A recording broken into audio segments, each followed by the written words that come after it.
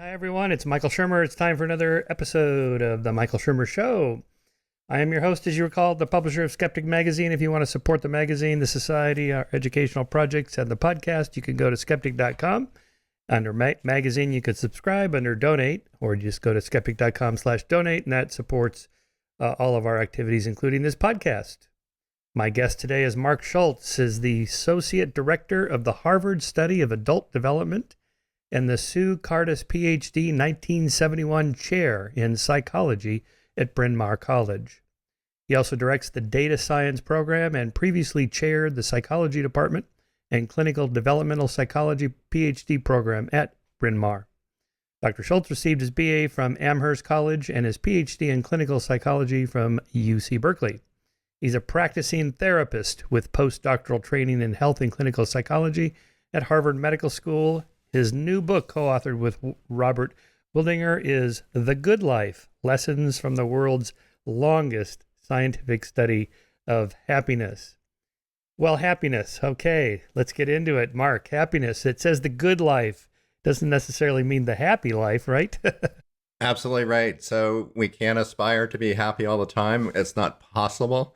So we talk a lot in the book about the good life as a life filled with certainly joy and happiness, but it also with the challenges that engaging in life brings along with it. So absolutely right. Happiness is part of it, but can't be all of it.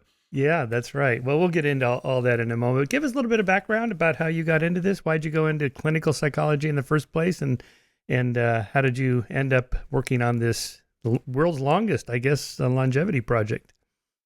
Yeah, so like most people, it's a winding road for me. I was, when I was a kid, I guess sort of two things really motivated me. I was really interested in the experience of others. I was certainly on the introverted side and like to sit back and observe and kind of watch people and try and figure out what was going on inside their head. And at the same time, I was really interested in trying to figure out for myself sort of how to make a good life, how to figure out a path that would be meaningful, that might contribute to others. And early on, my interest really took me to kind of systems and large scale sort of ideas. So I was socially active. I was interested in how we could improve, sort of governmental structures and communities to improve well-being. I studied sociology as an undergraduate, but I read pretty widely. I read political philosophy. I started getting interested in psychology, and I'd always had a strong interest in science. That was really the area that I felt most comfortable in. And as my interest continued to evolve, I worked at a series of jobs. Some of them were summer internships. And what I started to realize is that I thrived myself most when I was with other people, when the jobs that I was engaged in were with other people in some way. So I did community organizing one summer, which I found challenging and really interesting. I didn't like the fact that I didn't have time to kind of step back and think and sort of answer broad questions, but I really enjoyed being with people, engaging in a particular neighborhood that I worked with. And that was very different than, for example, working in a neuroscience lab where intellectually I was very engaged, but the goldfish that I was working with, they didn't talk back to me. So I felt sort of more lonely and disconnected. Yeah. So again, sort of longer story I'm trying to shorten for you, but eventually I began to pursue interests that were closer to clinical psychology. I spent some time in a psychiatric hospital observing and learning what that was like, and went to graduate school in clinical psych with only 2 psychology courses and with some trepidation about whether this was the right path for me. And it turned out to be the best decision I made, that I learned a kind of new way of learning about other people, a new way of engaging in the question of what brings us meaning and happiness. And I learned things by engaging with people who were struggling with those kinds of questions. So for me, it was incredible. It's also the place I met my wife. So I say I made the good decision for a bunch of reasons, but enormously important for me. And then the path to the study, I went to Boston for my clinical internship, which is part of a clinical psychology degree, and then stayed for postdocs. And I worked on a postdoc that was a longitudinal study looking at the transition from adolescence into adulthood. And at that time, I became acquainted with my now co-author of the book, The Good Life, Bob Waldinger. And he and I started engaging in a friendship and a collaboration. Bob was asked about 20 years ago to take over this long-term study, and he brought me along with him. And that's how I got involved in the study. Interesting. It's kind of a microcosm of what you're talking about in the book of what I call how lives turn out, which is one of my kind of pet projects. I've been long thinking I'd like to write a book called How Lives Turn Out, but now that I read your book, I don't think I need to write it. You've already written it in many ways, or at least that Harvard long-term study is kind of that's his goal. How do lives turn out? Just parenthetically, when I was at Pepperdine University in Malibu with an undergraduate degree in psychology, when I took clinical psych, they kind of did the immersion test, like, okay, you should decide which areas of psych you want to go into by actually trying them, right? So we spent one day a week at Camarillo State Hospital, which is a psychiatric ward that to me was like right out of One Flew Over the Cuckoo's Nest. Mm-hmm. And it was like, oh, it was so grim. Just, drive north up to Oxnard. And what's there now is Cal State Channel Islands. So it's kind of weird going to that campus going, I remember this place. and then in one summer, I did an internship at the Marianne Frostig School for Developmentally Disabled Children. These are, I guess, today they'd probably be on the autistic spectrum and something like that. Neither one of those really vibe with me. It was very energy sapping. I think you have to have a kind of temperament or personality. I don't know what it is that leads you into clinical, maybe more than experimental. What was it about you? You said the kind of social aspects, the goldfish didn't talk back to you. Yeah. I get that because in graduate school, I had rats and pigeons in an operant lab. And after 2 years of that, I'm like, I am out of here. Company. Yeah. No. I definitely had trepidations about doing clinical work a lot, from how it was going to transform me. So I wasn't someone who was exposed a lot to the world of therapy or knew people who were psychologists growing up. And I had this sort of stereotype about what therapy meant and how people talk to others if they were therapists. So I entered this world with some trepidation, and it required some growth for me. So initially it wasn't so comfortable. I had to learn how to be with people who were struggling, how to be quiet sometimes. That was probably the biggest challenge for me, to really listen to people. But fortunately, I was in a graduate program where I had really good teaching and mentorship, and I learned those skills, and I also learned the values of those skills. And I think, we talk about this as it's almost a kind of trite statement about people going to psychology. But for me, it was also a way in my 20s and continued in my early 30s to work on things that were important to me that I was still trying to figure out. I was watching carefully as I worked with patients, as I read more and more. So for me, it was a terrific experience. I learned a lot and became comfortable doing this kind of work. Yeah. Well, let's set aside the severe psychiatric cases because they're not going to get value out of your book in the sense, oh, I just have to do this one little thing. They have more serious issues, obviously. So there's just kind of the bad luck of that. And so the people you are seeing for therapy, perhaps maybe they're in search of the same thing the rest of us are in search of. I feel sad or depressed, or I'm angry, or this thing didn't go well. What do I do? So in a way, I think you're addressing the larger problem that we all have. Maybe not all of us go to therapy, but everybody thinks about those issues. I think that's right. That the more I think about it and the more I talk about the content of our book, the more I think there's a kind of basic human need, right? To be seen, to be heard, to be understood. We all crave for that. We relish those moments when we're recognized.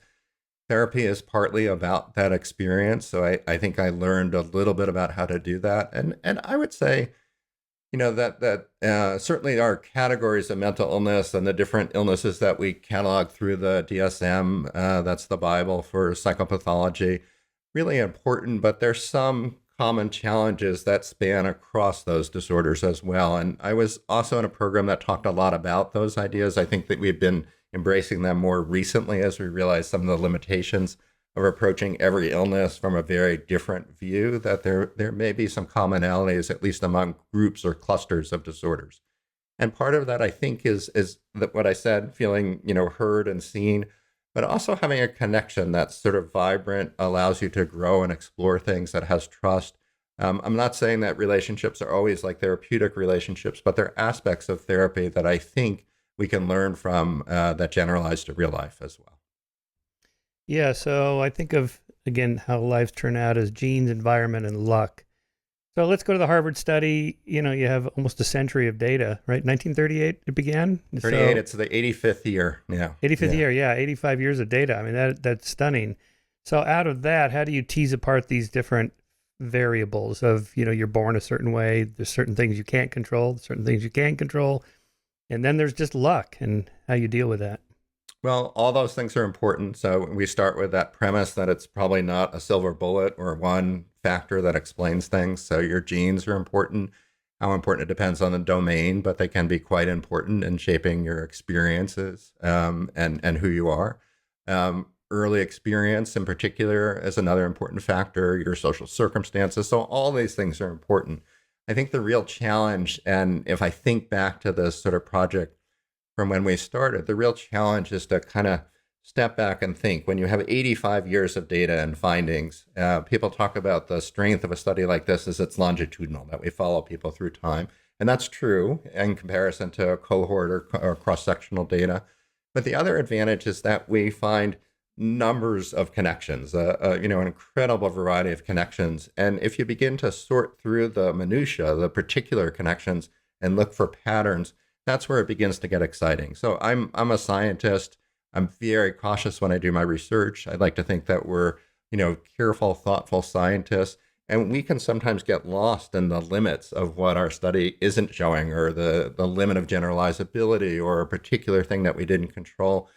And when scientists do that, sometimes they lose the pattern. So one of the things that Bob and I did when we wrote the book was really to step back and to think hard about what we're learning about big picture things. What's the signal that comes across from different studies that we've done with our own study? And of course, because no one study is critical, we want to find replication and commonality across other studies. What are other studies showing? That's an important signal as well. And that's a fun project. It's a kind of challenging one scientifically to do well, but that's what we try to do in the book.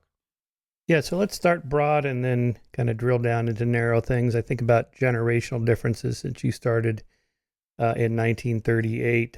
Let's see, that would be let's just go through the generations. The lost generation, those born between 1883 and 1900.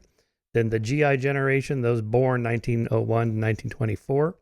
Then the silent generation, I guess this is my parents, 1925 to 1942. And then me, baby boomers, born 43 to 63. Generation X, 64 to 1980. Then the millennials, 1981 to 1994 is their birth. And then finally, my students now are Gen Zers or iGeners, born 1995 to 2010. And so you think about, well, how different are they? There's this kind of national conversation that you're aware of now of there's this increase in cutting anxiety, depression amongst these iGeners. It spiked like 2-3 times from the previous generation at that age. What's going on? It's exposure to social media that previous generations didn't have. So what did I have as a boomer that my parents didn't have? What did they have that they're... So if you go back, what are the kind of the big chunks of, I don't know, these generation dates, but they're really more like overlapping shingles on a roof, right? I mean, there's not a hard date where the generation begins, but there is something like that, right? I mean, sometimes you'll see, just one more note on that, you'll see like an old interview with John Wayne or Sean Connery where they say some really embarrassing thing about women or blacks or Jews or Indians or whatever, and you're just like, oh my God, oh, he was born in 1920 something. Oh, okay, well, all right. Guys were like that back then, and now we don't do that. So those huge generational differences. Yeah, so I think one of the things that working on this project has done for me is sort of rekindled my interest in history. So important that these were guys that were born in the teens and 20s. They grew up in the throes of the Depression on the eve of World War II.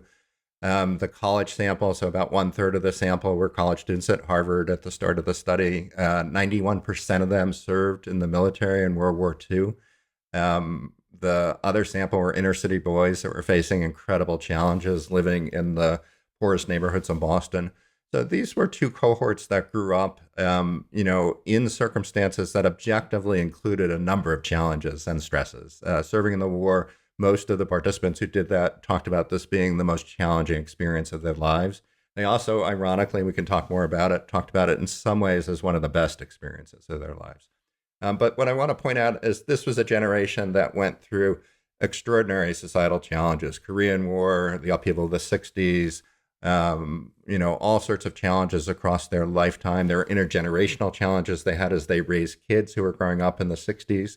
So, lots of discussion in interviews about those challenges. Objectively hard always to compare across generations, but certainly a group that grew up with their fair share of challenges. I want to tell a story, which is one of my favorite stories about teaching. I teach a class where I tell students at the very beginning, I'm going to show them a curve, a graph that has happiness across the lifespan, starting in the 20s and ending in late life. And I want you to tell me what that curve is going to look like. And I've done this over many years. So, it's Gen Z, but before that, it was other folks. A student will raise their hand and say, Professor Schulz, we're the most stressed generation of all time. That I'm certain we're at the lowest when it comes to life satisfaction or happiness. Everyone has to be better than us. And people contribute similar ideas. And I grew up in New York, so I answer somewhat sarcastically, and I say, no, you're probably right. Older people, for example, have no challenges in their life. Their bodies are declining. They have friends who are ill or dying. They may have lost work in their life, and they have to find new meaning. And eventually, some student raises her hand sort of sheepishly and says, Professor Schulz, maybe it's just that we perceive ourselves to be really stressed. And I think that's the key part. And there's a good message in this. These men who grew up in the teens and the 20s over, almost 100 years ago, some of them were born, were taught not to talk about their feelings. Mental illness was a sign of weakness. And I think it's a good thing. Our culture has changed in that we can acknowledge that and talk about our feelings. These men, as they lived their lives, evolved and started to talk about their feelings, especially to us over the years. So I think there are things in our society and our culture that have changed for the better. But it makes it awfully hard to compare things like anxiety rates and stress and who's happier across the years. It makes it really hard. Right. Just on a technical note of how the studies are done, give us kind of a brief review of this longitudinal study and why it's different from just pinging somebody, once a week and asking them how happy they are at this particular moment. Right. And then the study's done after a year or something like that. So 1930s, the study started. The 724 participants I described were followed throughout their entire life. And it's a study that was interested in human thriving from the very beginning. So it was very unusual. It wasn't interested in sickness or problems. It was really trying to understand in both of these cohorts, the inner city boys, what led to their thriving, even in those challenging circumstances. And then on the side of the college students, were perched to live a good life, what factors in their lives dictated who thrived and who might have struggled more. The study was interested in firsthand accounts and trying to understand the inside of people's heads. They were also interested in close observation. So at the very beginning, they went to the homes of all the participants. They interviewed the parents. They observed what the home was like and what the interactions were like with the children. Over the years, there were regular interviews, room for the participants to ask questions to tell us what we were doing wrong, regular questionnaires, medical exams regularly. So they were followed very closely into their, adult life, midlife, late life. We included their wives about 20 years ago, and we're now studying more than 1,300 of their children.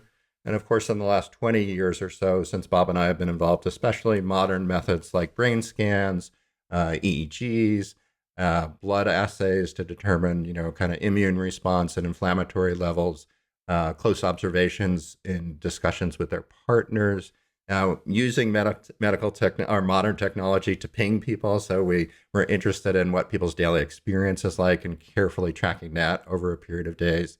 Laboratory visits in which we challenge them to see how they respond to stressors, and cognitive assessments of how they're doing in terms of aging and other sort of cognitive abilities. So it's an incredibly rich study, an intensely close study, even though we have these 724 participants. Yeah, interesting. So you're reasonably confident when somebody says, I'm a 6 out of 7 on the happiness scale or whatever.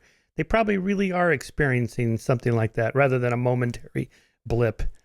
Well, we do both. We ask them repeatedly over the course of a week what their feelings are at different points, and they tell us on those scales. And then we also ask them broader questions about, their sense of purpose and meaning in life, their overall life satisfaction. We watch them carefully as they tell us as well. Sometimes we have physiological measures as they're talking to us. So we try and triangulate this so that it's not just that one self-report that we're trying to understand.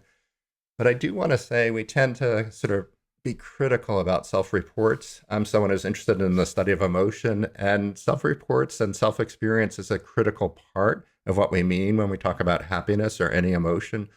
So I think we need to kind of reckon with that it's important what people say. The challenge is interpreting that for science, but it's really important what people say about their experience. Right. I guess the question is, to what extent do I have access to my own inner feelings, emotions, and thoughts? Or am I self-deceiving? Like Bob Triver's deception and self-deception. Sometimes we deceive ourselves into believing something we don't actually believe, or at some point, how do you even know, right? So, but we have to say something about somebody, and you have to collect data some way. So, no, I think what you're saying is so important, right? So I'll give you an example of one place where we try and do something about that. So when our participants were in their 80s, we interviewed them about their connection with their partner. So these were the partnered participants. We interviewed both the husbands and wives, and we asked them to use 5 adjectives to describe their relationship with their partner. So maybe I might say loving, caring, happy, and 2 other adjectives. And then the interviewer would say, could you give us 1 or 2 sentences that captures why you say your relationship is loving? And what we're interested in is how people respond under those circumstances. So if I offer you a kind of convincing and persuasive sentence and an example to illustrate why I have a loving relationship with my partner, it feels more believable. It's likely to be believable. If I stutter and say, loving, I don't know. We're there for each other or something. That from our eyes, the person is struggling to support their response with their experience. So we study as much how they say it as what they say is the key there. That's one of the ways we address to avoid the problem of them saying what they think they are supposed to say. Yeah. And that's a big issue. And again, cultural determinants of this, right? We don't talk about certain things, or this is another eternal challenge when we're talking about self-reports is, are we interpreting the questions in the same way? Are we interpreting what the 6 means on the scale out of 10 the same way? So that's a world that I've lived in for a long time, and it's a real challenge. Again, one benefit of this kind of study is that there are many, many findings. So we're looking for repetition and overlap.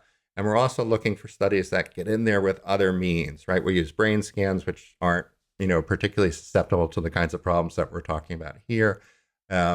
Physiological responses. There are a number of channels that we can use. And then even better, if you go outside your own study and see, are other people who might be using different methods, different populations, are they finding similar findings? That, to me, is the key to building a good science. Right. Then there's also the issue of how your personal interpretation of things that happen in your life will change over your lifetime.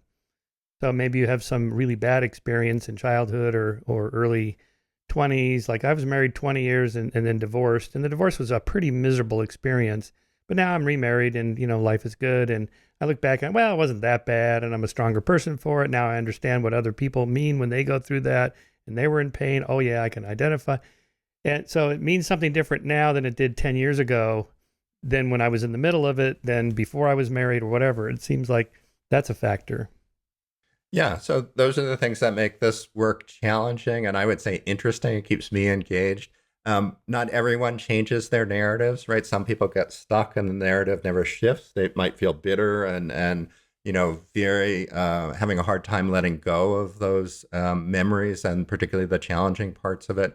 So oftentimes when our narrative shifts, it's for good reasons or reasons that we can understand. And it may be reasons that propel us to be healthier and happier. So again, just to make a kind of call out for the importance of these kinds of longitudinal studies, you don't know that unless you follow people forward and ask them similar questions across time. We also have, this is a kind of neat thing, an opportunity we realized when we were trying to think about the direction of our research. As the original participants were near the end of their life, we began to engage with the next generation, so the more than 1,300 children of the original participants. We have pretty good data about what their childhoods were like, what their parents were like as they were growing up. But we asked the participants, what was your childhood like? What was your dad like? What was your mom like? How was their marriage? So we can compare the prospective data that we got along the way, that we call eyewitness data, with these kind of perceptions of what was happening over time. There are very few studies that can do that. And not surprisingly, they don't often match that well, the retrospection and the eyewitness reports. So we're beginning to try and sort out what kind of impact that might have when there are discrepancies between those two perspectives. Yeah, interesting. Let's go back to where we initially began with. What is it you're trying to measure? What's the goal of a good life? What does that mean? I mean, so you have adjectives: happiness or well-being or self-satisfaction or self-report satisfaction or whatever the adjective is. But what is it you're really after? So the study's broad, right? And the purposes have shifted slightly over the years, but the focus of the good life of our book and the message that we're conveying there is really about well-being and the idea of flourishing. And there are two elements that we've started to talk about. One is the kind of momentary experience of happiness and joy. That's important. We want to be able to experience that. But that's a waning experience or a momentary experience. And that's part of what's so exciting about it.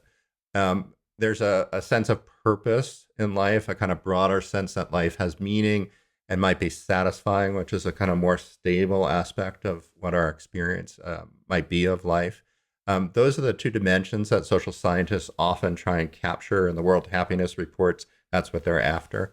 So we've tried to follow that idea, but we're also interested in how they're doing in their behavior. So when we watch them interact with their partners, when we bring them into the lab and challenge them. So a common challenge that psychologists use is a kind of public speaking test in which you're being judged. So folks are told, we bring them into the lab.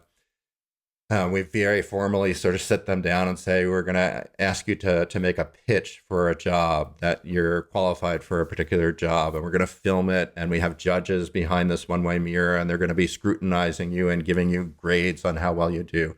And it makes everyone nervous. Public speaking is the number one kind of anxiety producer that people have.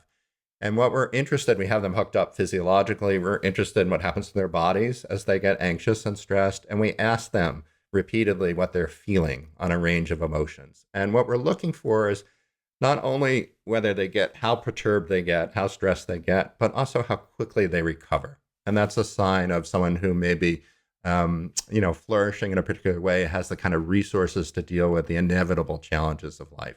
So again, we try and triangulate this. In answer to your question, how do we measure it? We try and triangulate in a bunch of ways, both their subjective experience, but also other indicators that they're doing well in life.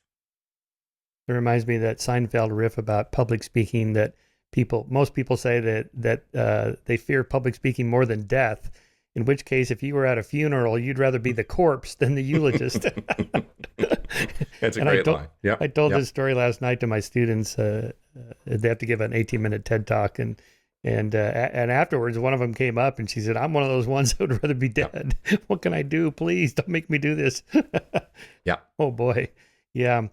Okay. So well-being, flourishing, purpose, meaning, satisfaction, happiness, right? So they're all kind of mixed up. They're measuring slightly different things. The goal of a life is to have led a good life. What does that mean? Okay. Well, for the most part, yeah, it's nice to be happy, satisfied, not in pain, not in disease state, not hungry, constantly starving, have a loving relationship, and so on. But for most of those, you need to have some challenges that aren't fun at the moment. I would just take my favorite example of just working out every day. And that's not always fun. I don't do it like with a big grin on my face, like, oh, this is so much fun. It's like, this is so much challenging. But then afterwards, I'm like, oh, I'm really glad I did that. I feel better now that I did that. In the long term, this is good. You're supposed to work out every day, and so on and so forth. And so you kind of mix those kind of categories. I think this goes back in part to the question we were asking about generational changes, right? The participants in the study, the original participants, grew up at a time where it was common for a sibling to die, for example, in childhood, that there were exposures to death and suffering that we don't have today, that life has objectively gotten easier for most people. And I think that raises the question about whether are we happier? And I think the answer probably is no. But I think, again, challenging to compare across the ages.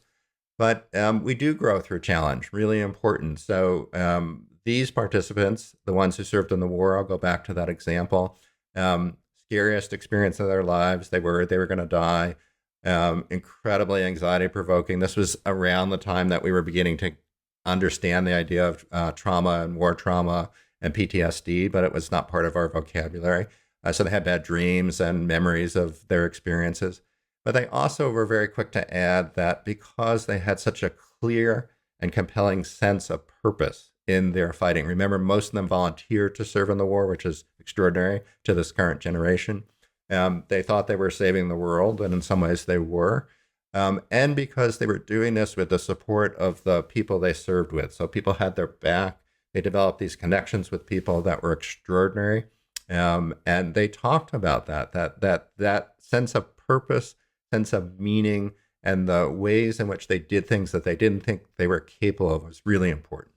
So we do grow through challenges. And that means, again, the good life is composed of joy and happiness, but the sorrows and challenges that we face.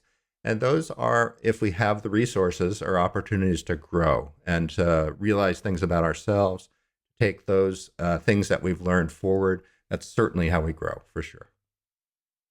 Yeah, that reminds me of an anthropologist that was studying to what extent traditional societies, these hunter-gatherers today, exercise, and he took it like a treadmill to one of these places. They're like, why would you do that? I'm already walking 10,000 steps a day just for life. Yeah. Why would you put yourself through this? And so in a way, I guess, because we've made so much progress, we have to kind of seek out challenges to make life interesting, because otherwise it's kind of boringly easy. Well, I think what I love about that is the metaphor we use in the book, which we talk about the idea of social fitness, that we kind of take things for granted in terms of our connections with others. And what we all realize ourselves, and we see it in our participants, is those friendships that we crave, someone who we're very close to. If we don't pay attention to it, they tend to wither. So they need attention, kind of like we exercise and maintain our physical fitness.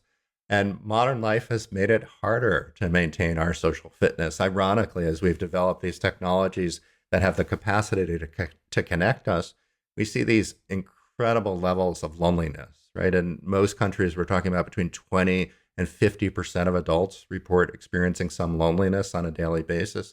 That's extraordinary. It's high among young people at colleges and universities that are with thousands of other people that have some similar sense of purpose and goals in their life, but they feel quite isolated and disconnected from others. So really interesting to think about what it is about modern society that pulls us apart.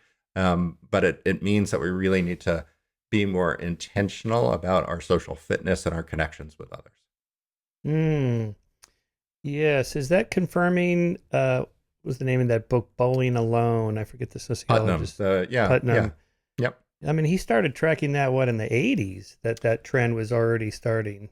Yeah, so I think there are decades of trends, social trends that are happening, certainly in the United States, but it's also happening internationally, that have, made the importance of community less central to our lives. Communities themselves are crumbling in certain ways.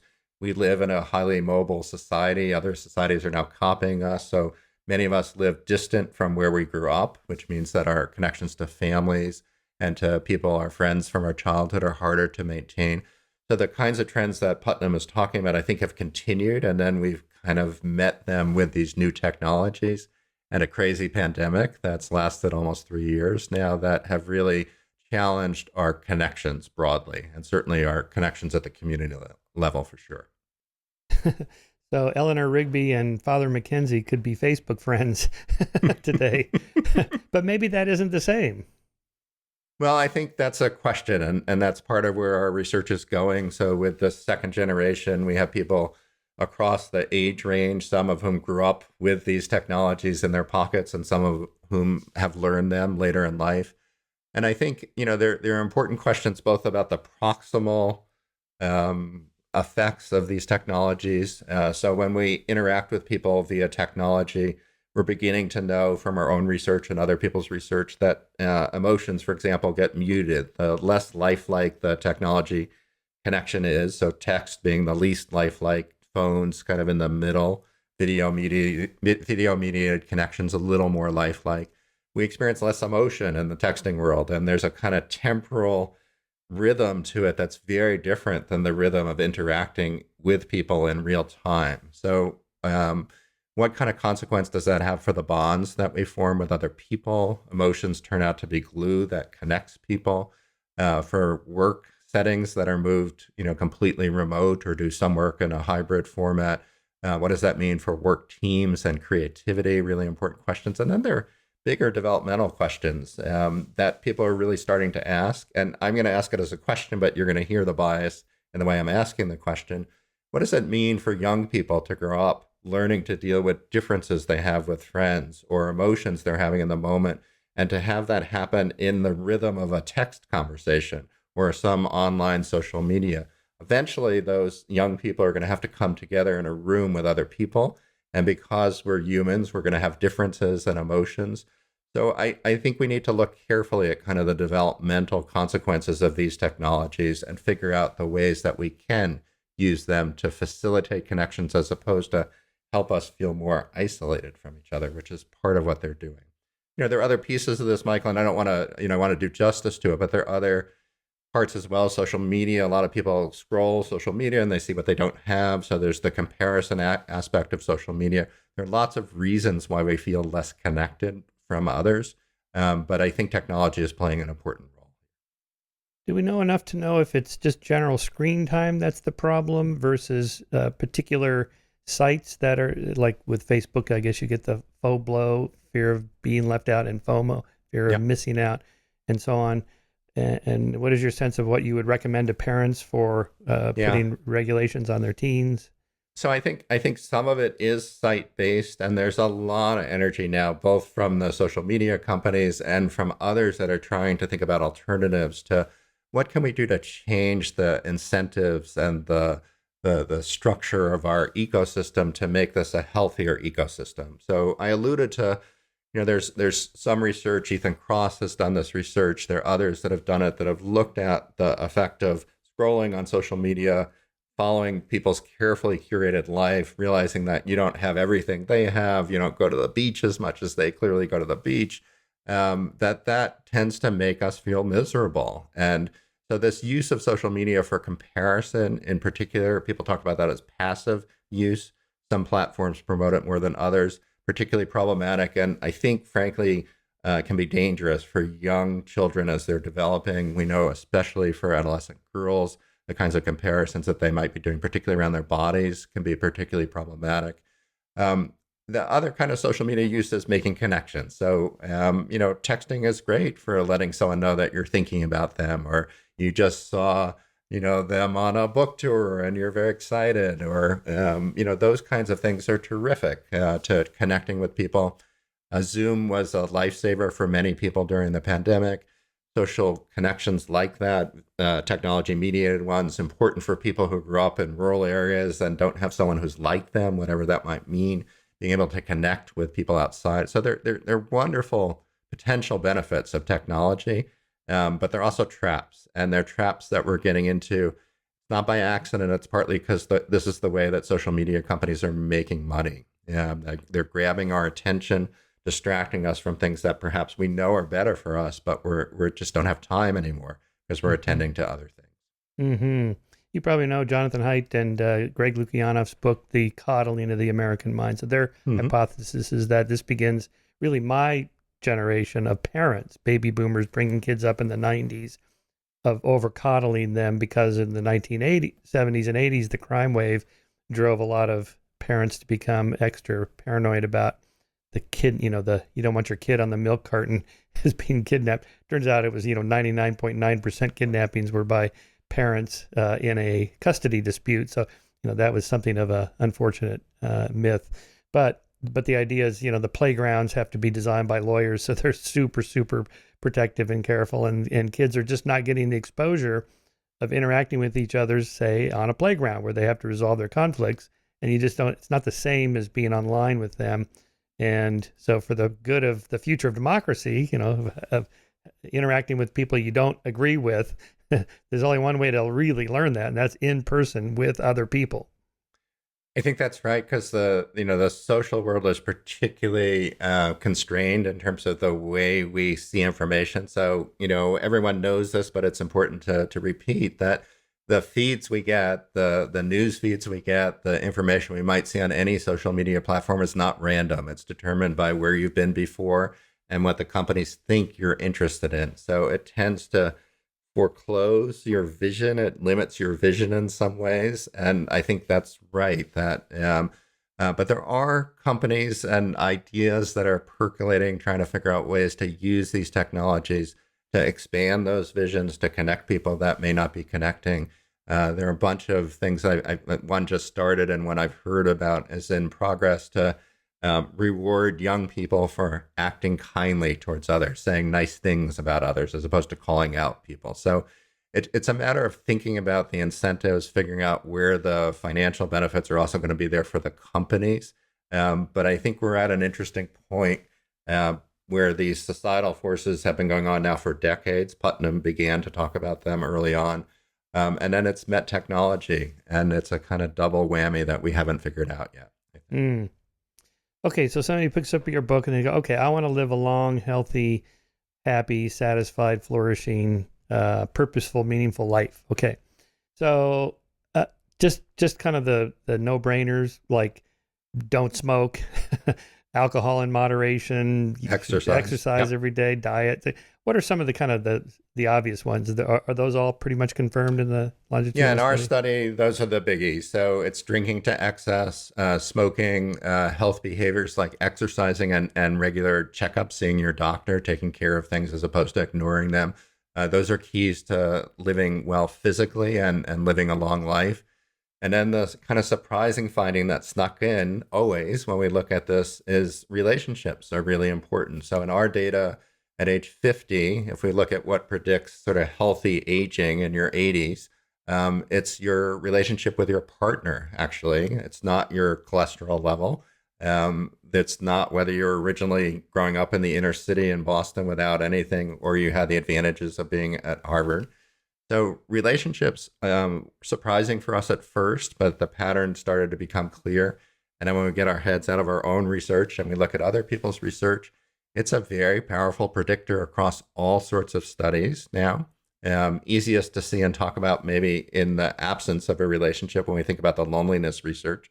So not only are a high number of people lonely, but the latest data suggests that the risk associated with being lonely in terms of your physical health is akin to the risk we associate with smoking and with obesity. So that's a serious public health risk worth considering. In a number of studies, again, not just our own, relationships stand out as helping you add years to your life, in contrast to the kinds of things that we tend to think about. So really important. I mean, I think there's a broader field now of social determinants of health. This is a key social determinant of health, the quality of your connections with others. How many? You're familiar with Dunbar's number, 150 Yep. plus or minus a dozen or so of people that you know. But I don't know 150 people really well. I mean, not even close. I mean, if you ask me who are my close friends, it's a couple people, right? So this is a question we get asked a lot, and it's a great question, and it's essentially impossible to answer, but I'm going to give you my best thinking about it. So it starts with the idea that we come in different flavors, that we're not all the same. Some of us really do our best when we're in a room filled with noise and lots of people, and some of us don't like that and need time that's maybe more individual with just a few people. So it's unlikely that one solution is going to work for everyone. There are certain things we need in relationships. So we need someone when we're in trouble. So in our study, we asked people in the middle of the night, if you're sick or scared, who would you call? And some people said they had 10 people they could call, which to me is really impressive. And some people couldn't list anyone. And they would write a little note saying, I just can't think of anyone I would call. Yeah, I can't really even, I'm not sure I would wake up my wife in that circumstance. Some people would add.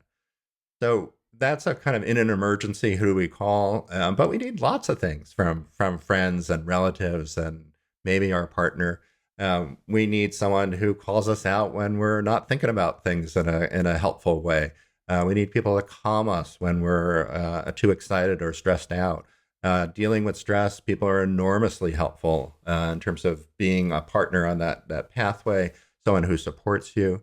Having fun is really critical. Fun tends to relieve stress, but it's also important in itself, I think, for our bodies to have that pleasurable experience. So how many people? At least one, much better than zero, right? That's probably the critical piece. But there are a lot of studies that show, I can't dismiss this, that show that more is better than just a few. And that always puzzled me. This might go back to how we answer these questions. So how many friends, Michael, do you really have that are close friends? Maybe you're being realistic and saying, realistically, I can't have 100 friends or 50 friends or even, 15 is a lot. And maybe some people who are particularly happy see people as always benign or helpful in some way, that they have an overinflated idea of how many friends they have. But I think the biggest gradient as we go from 0 to 1 to 2 or 3, that's where the real energy is. And after that, it's gravy. Having more people to get what we need is probably healthy because it means that we have a variety of sources, right? There's so many things, again, that relationships can give us. If one friend is sick or not available, it's lovely to have other friends that you can turn to, if you're lucky. Right. But yeah, because to a certain extent, to have a good friend, you have to invest some time in it. You do. And if you have a full-time job and you're married with kids, well, there goes most of your free time, and you're working out and whatever else you're doing. So to say, get together once a week for dinner with your friend and you have 6 friends, well, there's 6 nights. Well, okay, hang on. How many friends can I really maintain with regular contact? Yeah. So there were, I want to say 2 things. There was some research years ago. It was by an anthropologist. I'm forgetting her name. It was wonderful work about difference in friendships between men and women. And what she found is she would ask men, do you have a best friend? And they would say yes. And she would say, well, when's the last time you spoke to that best friend? And some of the men would say, oh, let me think about it. This is 30, 40 years ago, but they would say, I don't know, a year ago? Well, what makes them a best friend? Well, I know that person would be there if I need them. That's the key part. So there was another point I was going to make, though, about this idea. Oh, how many people? So one of the things that we found interesting when we did the research for the book, and we talk about this is some work by Eli Finkel, who's at Northwestern. He wrote a book called The All or Nothing Marriage. And his thesis is that during the 20th century, we grew increasingly reliable on our central partnership, our intimate partnership, for all the things that we used to get from a broader social network. So certainly for intimacy and love, but for job advice, for all sorts of things, for entertainment and recreation, that we became dependent on a smaller circle. And for Eli, it was really the person that we married that we became dependent on. And I think what you're describing is the challenges that we face, partly depending on where we are in our lifespan, acute when we have young kids especially, and at other points in our career. But again, it's part of modern society that when I go for a walk in my neighborhood, I nod to people. Occasionally, I'll have a quick conversation. But those historically were opportunities to catch up on news and to learn about the event that happened at the other village not too far away. We don't do that so much anymore because our phones tell us almost everything that's going on, or we get alerts that there's a thunderstorm coming and we don't have to look outside. So I think you're right. It's hard to have that many really close friends, but there are also social forces here at work that have made it harder to connect with the friends that we do have. I do want to say, when I talk about relationships, I want to make it clear, it doesn't mean you have to be married. It's a bonus if you have that wonderful relationship with your partner. Many people are in marriages that aren't satisfying. It's not clear that they give you advantages. In fact, they may come with certain disadvantages in terms of well-being. It could be connections you have at work. So you mentioned spending a lot of time at work. If we're not podcasting from our homes, we work in an environment where there are other people, those connections can be really important to people on a daily basis. This may be difficult to answer, but is there a difference between being married and just being in a committed relationship? And also, but the emphasis on marriage has changed over generations. It and has. Now apparently kids today are just, well, like my students, the iGeners, they're just not having as much sex. They're not getting married as much. Along with, they're not getting driver's licenses and whatever else that was kind of a given in previous generations. So maybe it's hard to track that over the generations because of I cultural think that emphasis is a changing. kind of context specific. So it's changed with the generations. The meaning of, a kind of long-term partner that you're not married to has changed. In this generation, there are men in the sample that acknowledged directly or intimated that they weren't interested in a traditional, heterosexual marriage, that maybe they saw themselves as bisexual or gay. But it was a time when it was dangerous to talk about that. So they would either talk about it indirectly, or if they truly trusted the study, they would talk about it directly. But their options were limited, right, for the kinds of connections that they could have.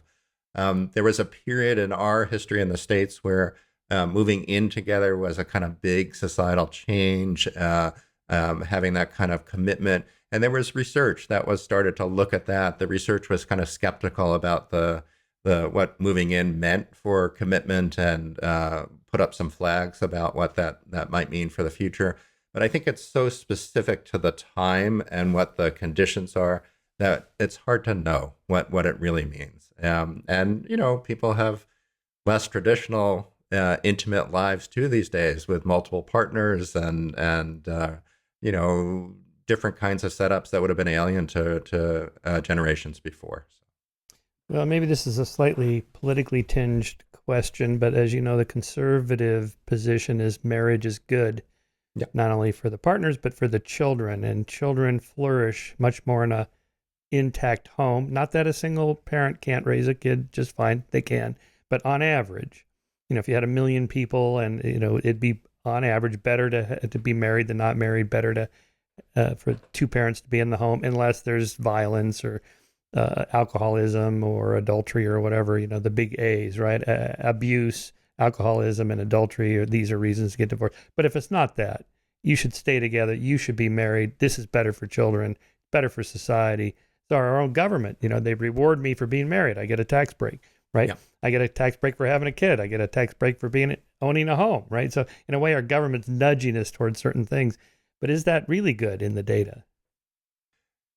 I think complicated question. I have worked before with the transition to parenthood, and with people who are involved in trying to facilitate and make marriages healthier, right? To figure out ways to give people strategies for improving their marriages. And I would say two things that are important here. One is that being in a marriage that's filled with conflict and tension is not good for children. That's also really clear. So I don't know if we can get an A out of that one, but that's probably another risk for people and for kids. And the kind of profound question about when it makes sense to call it quits or not, if you're arguing a lot, and what's good for the kids, really complicated, and I think very personal. But the other piece of this is that it's really engagement by the parents. I think is probably the critical factor. So there were some federal programs. There were also some state-based programs that were designed to improve the likelihood that marriages were going to survive and flourish. This started particularly in the South, where people were getting married earlier, people were poorer, and their marriages were suffering. Their divorce rates were much higher than we would expect. So there was money being poured into figuring out ways to enrich marriages and give people new skills. And I think from looking at the developmental literature, what's really important here is the engagement that parents have with their children. One engaged parent is terrific. If we're lucky enough to have that, we probably can flourish. The programs at the federal level have shifted a bit, and also at the state level, to not so much focused only on marriage, but focused on the idea of parenting. So there's a lot of emphasis now on father engagement. For fathers that have split from their original partnership, or there's a divorce. How do you keep the father engaged in a way that can be healthy for the child, and also tolerable and manageable for the couple as well? So to me, it's about engagement as a parent. Being in a bad marriage, feeling bitterness and anger towards your partner makes it very hard to engage fully with your child. So that's the direction I would focus on in this question. Right. So maybe, under those circumstances, seeing your children once, or say every other week for a full week, or every other weekend, or whatever the custody is better than all the time in a crappy home where there's just a lot of hate and not much love. Again, very personal decision. So don't want to make a recommendation about that. But I think those are the questions that we need to balance is how can you best be there for your child? To what degree is that marriage affecting your own mental health and availability in a way that makes you not such a great parent that you need to do something about it? I also want to say that, this is one of the messages from our research, and certainly in the book, we have a chapter called It's Never Too Late, that when you study people across their entire lifespan, we learned something pretty simple early on, which is this developmental idea that people are fully formed human beings in their 20s and they don't change and develop after that. Well, that's not true. We change and develop in important ways. Some of it is normative, meaning on average, people change in a consistent way. So that story I was telling about my class, people get happier from middle age. That's the nadir point in these curves. They get happier from middle age to late life, adulthood. So that's a normative change. But by studying all of these lives, what we see is that people learn new things, that they grow, and they particularly grow when they have the opportunity to do that in the context of a relationship. That relationships often provide a kind of base for us to explore new things, to take risks that we weren't able to before. And for people, particularly who had challenging childhoods, maybe didn't get the things that they wanted or needed from their parents, we can correct part of those experiences by having good relationships in our adult life. So I think that's an important message. And that's a message about, well, maybe you want to call it quits in your relationship, or maybe you want to work harder if the other person is willing to do that work with you. There are things that each of you can do and you can do as a couple that might change things, but inevitably some relationships will not work. Yeah, that reminds me of watching Novak Djokovic just winning the Australian Open and for his 10th time, his 22nd Grand Slam. And he, Incredible. in his little speech, he talked about, maybe hardship is really a good thing in childhood. Like he grew up in Serbia during a war and conflict and all. It was terrible. He had a horrible childhood, as if that was the factor that made him the world's greatest tennis player.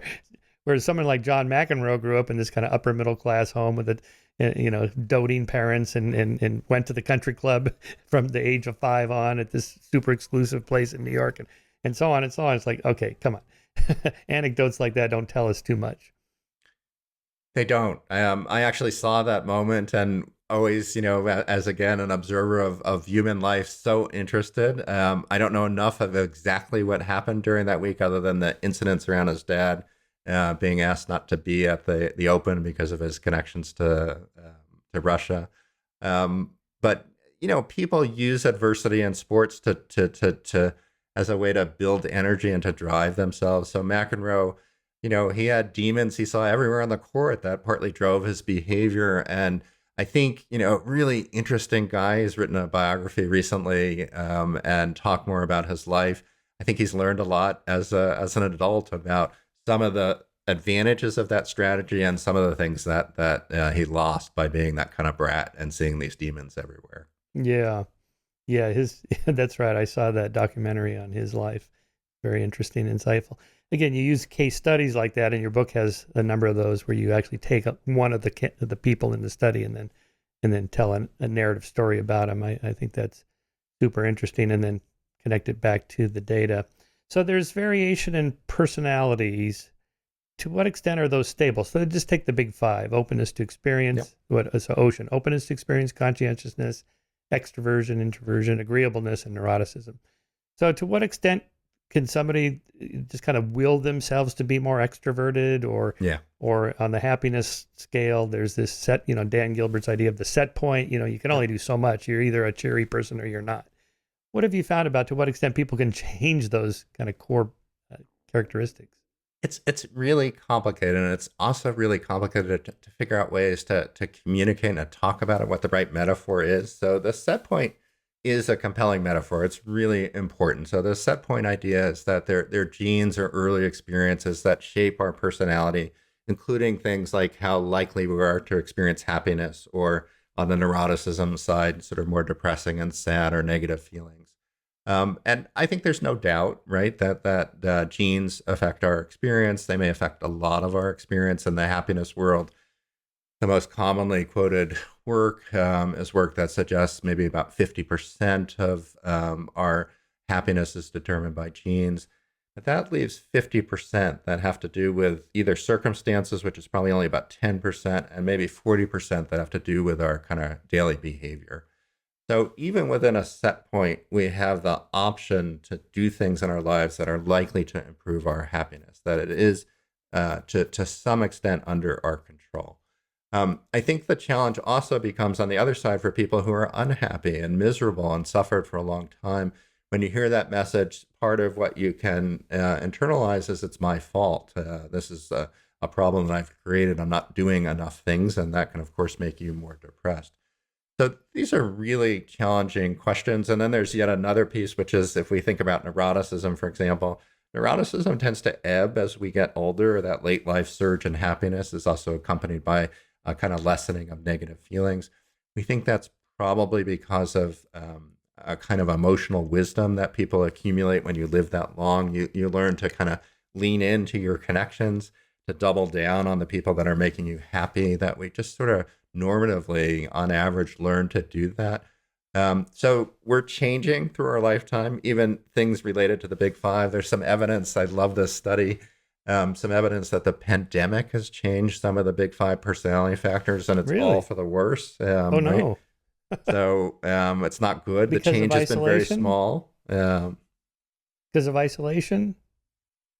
It's because of isolation. I think it's because of worry. So one of the things that's eroded is a sense of trust. I thought about this early on when I was quite frightened about, COVID and what it meant and, catching it. We've learned that other people are vectors of disease, that they're things to avoid. And it's hard to have that notion in our head at the same time that we're trying to embrace connections, right? It's a hard situation to be in. So we've grown more cynical, less happy, less trusting over the pandemic. Again, small, but I think a lot of people are noticing this as we go back to work in environments that are reconnecting. People are struggling about how to do that. So there is change. What we see are people who change the circumstances of their life in meaningful ways. So they go through a life transition that puts them in a new set of connections with others, a new context that has meaning. That may be the impetus for a positive change. We see people, for example, during retirement, some people do this really well. They figure out a way to make new connections, maybe by doing new activities, could be recreational, it could be a new volunteer activity. And those activities give us meaning if they're volunteer activities, something bigger than ourselves, which is really important. But it also tends to expose us to people that we can kind of re-establish our connections with, our social network. For many of us, work is an important part of our social connection. So retirement beyond reestablishing meaning is also about finding new playmates. And people who figure that out flourish, and they can be quite happy, and maybe happier than they were before. Right. So to kind of drill into the causal factors at work here, having a spouse or significant other, marriage partner, whatever, it's more than just they remind you to go to the doctor every few months to look into that lump, to don't eat the extra cheesecake, and don't forget to work out, stop smoking, don't have that extra drink or whatever. It's more than just daily behavioral reminders. It is, although I want to say those things that you named are pretty important and Yeah. pretty powerful, right? So I've joked when I've been asked this question, you must have been talking to my wife. And the joke is, it's serious that my wife helps remind me, did you make that appointment? And oh yeah, I got to make the appointment. So those things are not to be dismissed. They are behavioral, which is why we're putting them in a different category. But a partner, a good friend, again, it doesn't have to be an intimate other. It could be a good friend. It could be a parent. It could be a child. Encourages us to take care of ourselves in ways that are important. Lets us know that we're not looking very good, that maybe we need to slow down. So those are not unimportant. But there are a number of other pathways. And I like to maybe begin this discussion in the same way we talk about it in the book, because it's a particularly powerful example. Psychologists do a lot of mean things to participants with consent and with approval from an IRB and ethics board. But one of the things we will do is we'll expose people to moderate or minor levels of pain. So Jim Cohn at Virginia did this work where he pricked people, exposed them to pain, and he did it under two conditions. He had people in a scanner, so he's looking at their brain activity as well. He exposed some people to it just in the brain scanner, no one in the room, and other people got to hold the hand of a person, why they were in the scanner and why they were getting the prick of pain. And then some people were lucky enough to have a loved one with them as well, that they were holding the hand. And what he found is that the presence of a person with that physical connection lessened activity in the central areas of the brain that perceive pain. So it had that kind of impact on our brain activity, more so when you were with a loved one. That's one example. Another example are studies of wound healing. So this is Janice Kiko Glazer. Her husband, Ron Glazer, did a lot of this work. Again, kind of evil. You can do a puncture wound, literally take a bit of skin off. It hurts a little bit. And you take pictures of that repeatedly over the course of the next several weeks. And what you're interested in is how quickly these wounds heal over time. People who are under stress, for example, caregivers who are caring for partners that are experiencing dementia, Alzheimer's, they take longer to heal than people that don't have that kind of stress in their lives. People who are in relationships that are satisfying and free of conflict, intimate relationships, their wound healing happens quicker. So what we're finding in a number of ways across a number of bodily symptoms is that relationships have this sneaky way of getting into our bodies and affecting our health. And it's extraordinary. It affects the way we express our genes, so epigenetic effects. It affects inflammatory levels. Kind of amazing. Maybe not surprising if we just pause and think about those kinds of jolts we get to our body around relationship events. So if we go back and remember maybe a first love or a first kiss when we were young, or a loss and what happens to our body, those emotions that circulate during those moments are very powerful. And it's maybe not surprising with sustained experience of them that they have an impact on our physiology.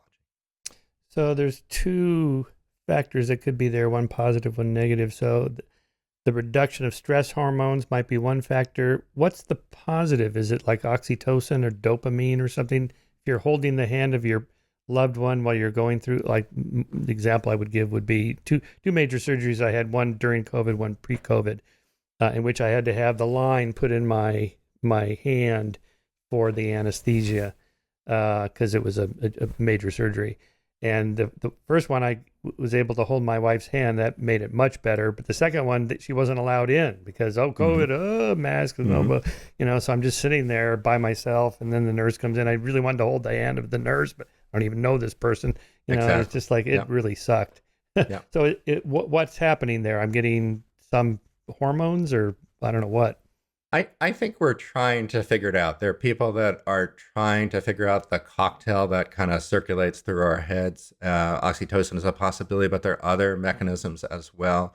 I think, this is, if you talk to nurses, so one of the jobs I had, this was one of the postdocs that I had. I worked in the cancer wards at the Dana-Farber Cancer Institute in Boston.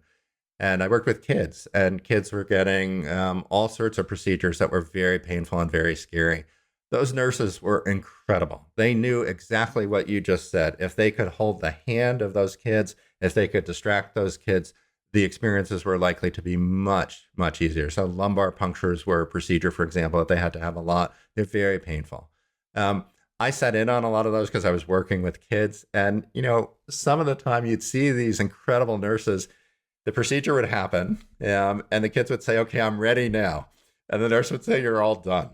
So our brains are pretty remarkable sometimes when we distract ourselves, when we feel that sense of comfort, when we have someone holding us, right? I'm going to tell you one other story that's very important to me, and I allude to it in the book, but I don't tell this piece of it.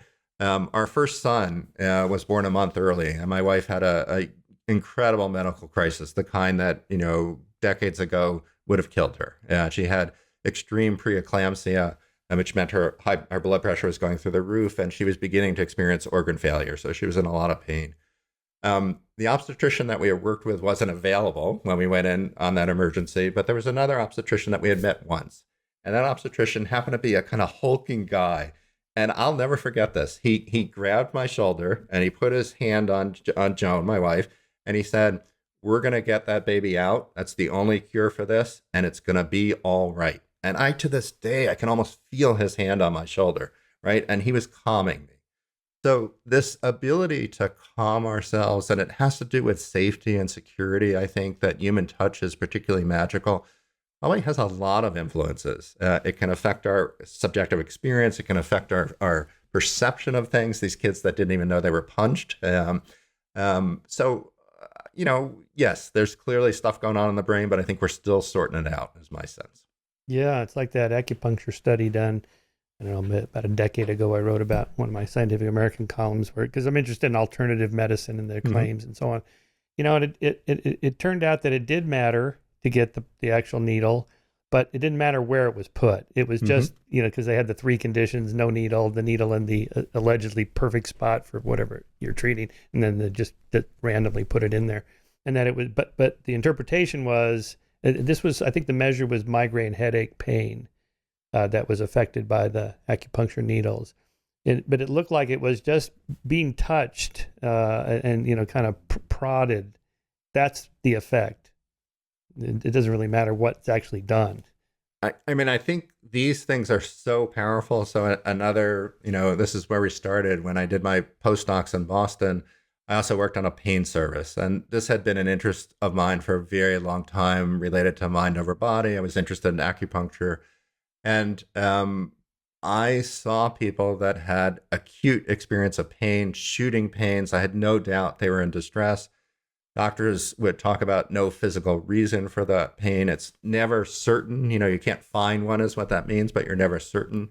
But I remember one experience that was particularly powerful, which was a kid that was having epileptic seizures. So he was having those clonic seizures where you go on the ground and shaking. And he was being monitored continuously for EEG activity. So we're watching him on the ground, thriving, having a seizure.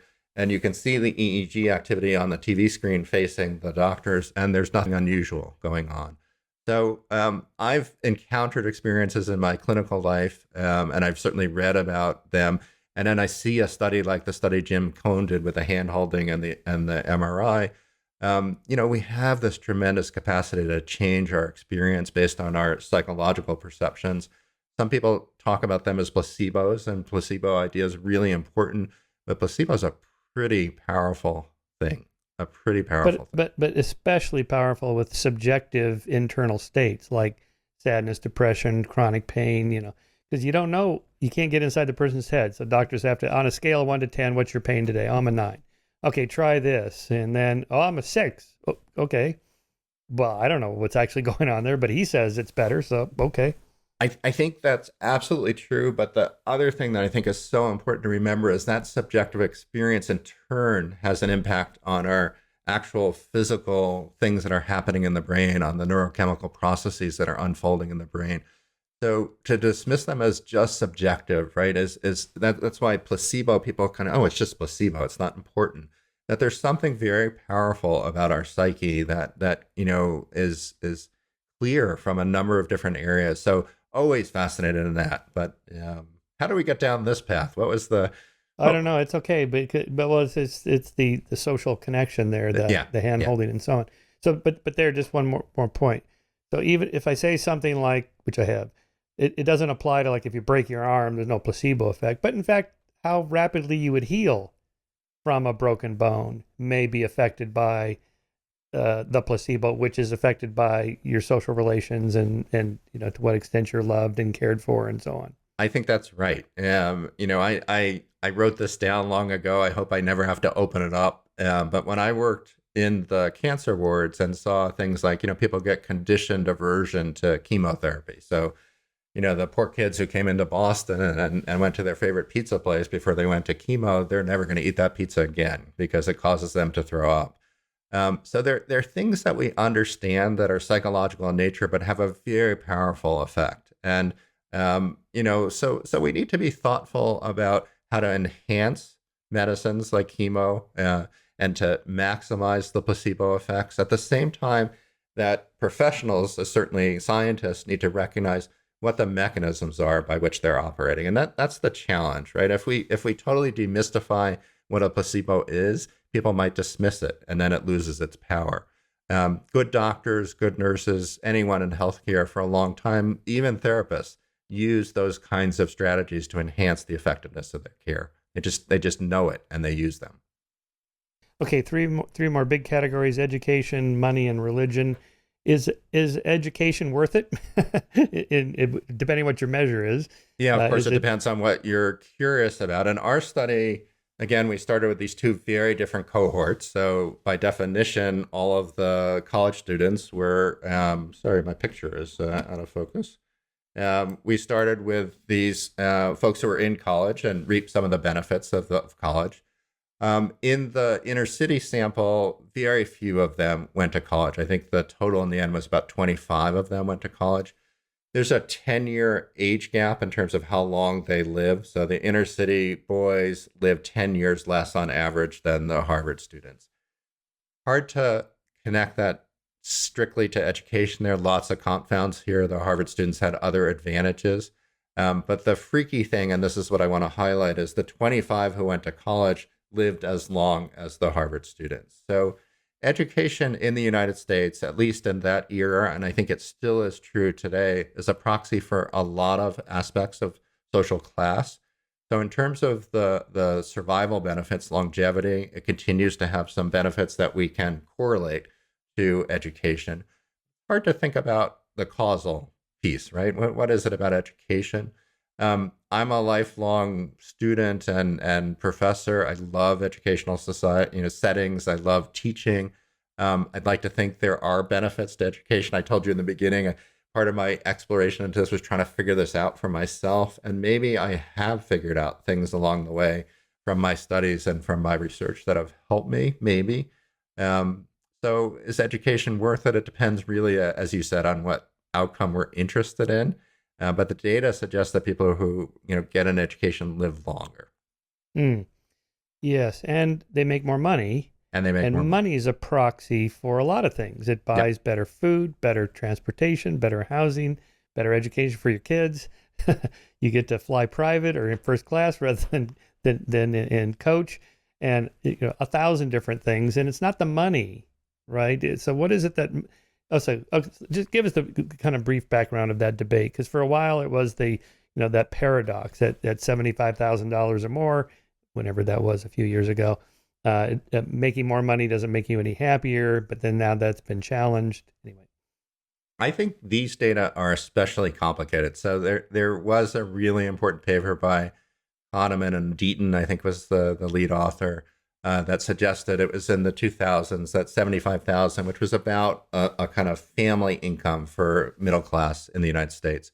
And up to that level, there were some differences in how happy people were as the income increased. And after that, it didn't seem to matter very much. There's some more recent research by Killingsworth and Gilbert that challenges that. Although I think it's really complicated. If you look carefully at that work, it's really doubling and tripling your income has a kind of small effect because it's a logarithmic scale that they're talking about. What we think is most important here is that in the United States in particular, there's a certain amount of income that gives you control over your life that not having that income doesn't afford you. It gives you access to healthcare. But the old ideas about safety, security, protection, predictability are important. That those may be necessary in order to experience a certain level of happiness. But after that, I'm not sure it really affects our happiness or our life satisfaction. And one example you gave is flying first class or business class. It's something lots of people are interested in doing, wish they could do regularly. I'm not sure in the long run that affects people's happiness. It affects how you feel after you get off the plane. It may affect your first day if you're going a long distance. But I'm not sure how much that helps. And most of what we imagine is, if we get this new shiny car, we get a bigger house. If we can only, purchase this one thing or better clothes, we're going to be happier. And I don't think the evidence is out that that's really important. A little bit of control and safety. Yeah, I think that's probably right. But again, what's the measure here? It isn't just where am I going to be in 10 years, but like at that moment. Right. So it's like these kind of hyper concerns of parents, like if my kid doesn't get into this particular grade school, then they'll never make it to Harvard, and then they won't be a MBA or whatever, and so on. It's like, but you're missing something really important, like how are they doing today, Right. right now? In other words, the nice things you do for your kids is not so that how they turn out in 25 years. It's how they feel right now, today. That's what you should be concerned about, at least as much. I think it's important. That's important. And it's also important, instead of worrying so much about, what school they're going to be in or what job they're going to be in, are they going to be happy, healthy, people who are living meaningful lives, making a difference in the lives of others. Those are the things that we might think about. And we, of course, model that for our kids in the decisions that we make about where we prioritize our time. So, money up to a certain extent can help increase our happiness, our overall satisfaction with life. But I think there are plenty of unhappy rich people out there. Oh, yeah. Yeah, for and sure. in our data, coming from that advantage background from some of the Harvard students, didn't pay off in terms of their satisfaction. It did pay off in terms of how much money they made and how much money they were able to pass on to their children.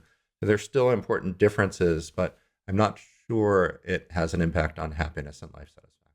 But just put another point on that. When Judith Rich Harris's book, The Nurture Assumption, came out, and then there was all this kind of national hand wringing. What do you mean parents don't matter? It doesn't matter what I do? And it's like, well, okay, hang on. That's a separate question. I mean, of course it matters what you're doing right now, today, with your child, because they need to be loved and have a nice day and a nice week and so on. Whether you send them to that school or that school, in terms of where they are 20 years from now, I think this was her point, and also the role of genes and so on. But it also reminds me a little bit when Dan Gilbert was talking about this before his happiness book came out, which I really liked. But he made some comment about, like, having children doesn't make you happier. In fact, it makes parents less happy. It's like, that's not why you have kids. Right. That you've missed the point if that's your measure. Yeah.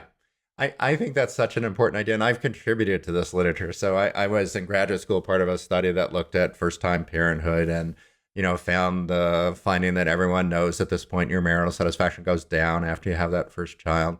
But what we didn't do, and what I've been trying to do more lately when I study this, is to think about the areas of your life that may be enriched and the sense of meaning and purpose. Kind of united, like what a thing to do with a partner, right? To raise a child together, and what that does to your sense of feeling like a team and united in an important mission. So I think some of those studies, and I'm to fault because I've been part of those studies, focus too much on satisfaction as the key outcome. Yeah. But just again on the money thing,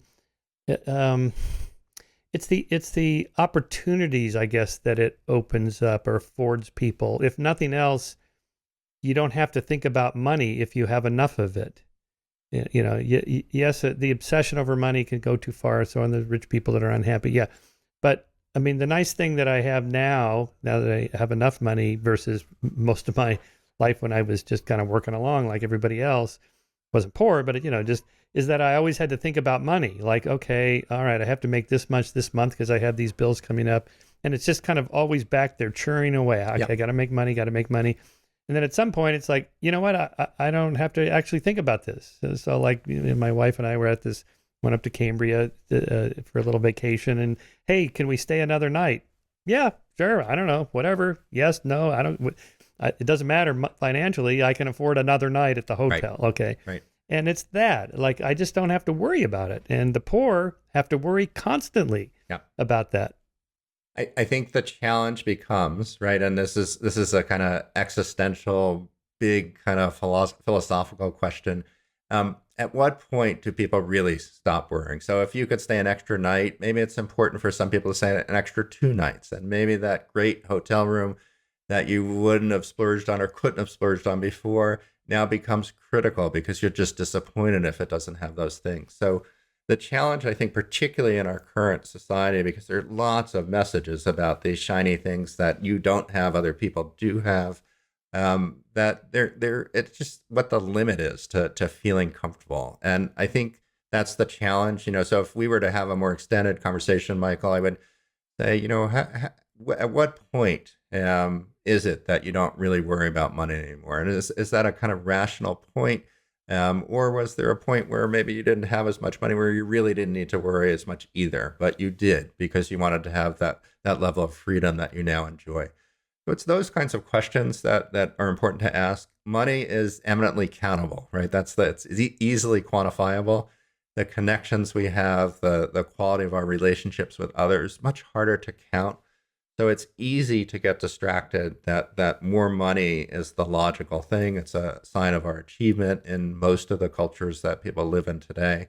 Counting, impressive things we do on our resume is the same idea. Is it really important to write, 4 more articles for you, or is it more important other priorities in your life, right? There's a limit always. Where that limit is tricky to say, and it may differ for people depending on where they grew up and what their experience may be. Yeah, but I just don't like the idea of rich people telling middle class people, "Don't you worry about having extra money. Look, it didn't make me any happy."